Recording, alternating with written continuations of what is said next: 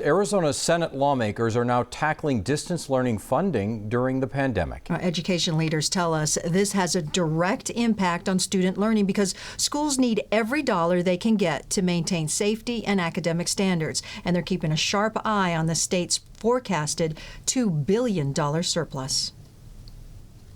Lots of students have been distance learning because of the pandemic, and schools are losing thousands to millions of dollars because of it. By law, the state funds remote learning at 5% less than in-person learning. Statewide, the loss is projected to be $500 million. A new bill, SB 1433, proposes full funding, including retroactively. We still want them funded at 100%.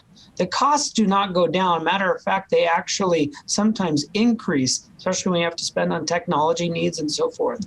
The bill just passed the Senate Appropriations Committee. Where could the funding come from? Some district leaders are now keeping tabs on the state's projected surplus for fiscal year 2022. This Finance Advisory Committee document shows the surplus at $1.6 to $2 billion, in part because of lower K-12 school enrollment, meaning schools lose money when the student count drops. Dustin Williams thinks the money should be pumped back into schools. Yeah, I think if those educational dollars came from education, they absolutely need to go right back into the education pot. Remember, the projected loss for remote learning is $500 million. The governor has said the state would give around $350 million to schools. And that's positive, but he wants to do that in a grant formula. Grants are very, very tough for schools to do. We would rather see that come into a base formula where that wealth could be spread out amongst all the schools.